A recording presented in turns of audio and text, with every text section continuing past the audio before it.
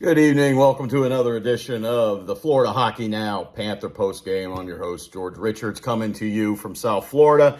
We just watched the Panthers finally lose a game in regulation. They lose to the New York Rangers by a score of 4-3. The Panthers fought throughout this game. They find themselves down 4-0 in the second period. They get a Eetu Luostarinen goal 20-something seconds into the third period. They end up scoring too late, end up a 4-3 game. Florida Panthers completely dominate this game 5-on-5. We'll go into the numbers here in a minute. Problem was they made a couple mistakes. The Rangers get a power play goal early in the first. They get a shorthanded goal in the final seconds of the first period. So it's 2-0. Florida Panthers have not been down 2-0 since the opener against the Pittsburgh Penguins. This time the Panthers weren't able to come back. Let's look at some numbers here. 5-on-5. The Florida Panthers outshoot the New York Rangers 35-7. Scoring chances, they outchance the Rangers. This is 5-on-5, mind you, not special teams, not 4-on-4. 5-on-5. Scoring chances 46-12. Overall, shots taken, that's shots on goals, shots that are blocked, shots that are just missed, but towards the net. Shot attempts, Florida Panthers 91 shot attempts, the Rangers 37. That's all encompassing. So the Florida Panthers were firing the puck all over the place. Great job by the Rangers goalie. He makes, let's go to the stat sheet here. He ends up with 42 saves, 45 shots on goal for the Florida Panthers. And they are now 10-1-1. So the New York Rangers bounce back from that long road trip to Western Canada where they went 0-1-2. They pick up a win at the Garden. They beat the Panthers. And Florida moves on to play New Jersey on Tuesday night. So let's look at the scoring. Chris Kreider gets the first goal on the power play. Like I said, he gets in front, loose puck. Spencer Knight thought he had it, pops it in, 7:52. Power play goal for the Rangers. Alex Fox with the shorty, nice backhanded move, charges up through the slot, beats Knight shorthanded with 5-point-something seconds left in the second. Let's see here. They score twice. The Panthers, they got a 4-on-4. An Aaron Ekblad holding call, I think it was. So it's a 4-on-4. We had an embellishment on the Rangers. Within a span of 30 seconds, the Rangers scored twice. Really, really bad sequence of events for the Panthers right there. You're thinking that's the ball game, right? Well, Luostarinen, key guy tonight, 4 goals in his last 5 games, I think, or 6 games. That's more than he had all of last season. Last season he had 3. Now he's got 4. Just playing a terrific game. Back on the fourth line, Sasha Barkov came back tonight, so Barkov took back the first. Luostarinen went down to the fourth line as center.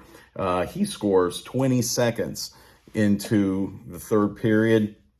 Florida Panthers don't get anything else, though, until Sam Reinhart scores with 1:26 remaining. He pops in a pass.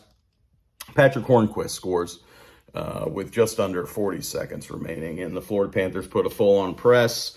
Just run out of time in this one. And the New York Rangers come out victorious. We talked to Andrew Burnett and Radko Gudas post-game. Also, Sam Reinhart spoke. Everybody's saying, the New York Rangers, despite looking at some of these numbers, the New York Rangers deserve to win. I asked Andrew Burnett, I said, is this one of those games sometimes coaches will say, you know what, we didn't get the result we deserved? He said, no, Florida Panthers got exactly what they deserved. They made too many mistakes. He says they didn't come out ready to play. Maybe came out a little too lackadaisical, and it cost them because it turns out that 4-goal hole just too big to come out, even though they did make it interesting there in the last 90 seconds of this game. Florida Panthers are back tomorrow. Real quick, going on the goalie thing, I asked about Sergei Bobrovsky. He said it's too early to tell whether Bob starts tomorrow. I don't think we'll see Spencer in a back-to-back, maybe, perhaps. Christopher Gibson was the backup tonight. Sergei Bobrovsky did not dress, but he did practice today. He is not on the injured list. So if they felt that Bobrovsky got a good enough workout tonight, got a good sweat going, felt good, he could be the starter tomorrow in Newark as the Panthers visit Prudential Center for the first time this season. As far as night goes, he ends up with 14 saves, only three saves in the third period. I don't think the Rangers got a shot on goal until there was like 9 minutes left. They were playing a road game at home. They were just trying to clamp down on the Florida Panthers. They got the goals they wanted. A little reminiscent of how the Panthers played that second period against the Carolina Hurricanes. Once you get that lead, you want to hold on to it at all costs. New York Rangers do a nice job of shutting down the Panthers. Alex Barkov, he gets his 6th assist. He assists on the Patrick Hornquist goal there in the final minute. So his point streak rolls on. I believe he's at 6 games now with at least a point. So one streak rolls on. So the Florida Panthers, 10-1-1, heading to New Jersey, heading across the river tomorrow to play in Newark. And that game will be on ESPN Plus and or Hulu. So if you have Hulu and you don't have ESPN Plus, I think you can get it. If you have ESPN Plus, well, you're good to go. That'll do it for us. There won't be a morning skate video tomorrow because the Panthers will not be skating in Newark. We will have the post-game show tomorrow after the game against the Devils. Don't forget to subscribe here on the YouTube channel. We much appreciate it. And don't forget to visit Florida Hockey Now. There's a story up right now. We're going to have a fresh one up in the morning. And we appreciate you. We will see you tomorrow for the Panthers Postgame New Jersey edition. Y'all have a good night. Bye-bye.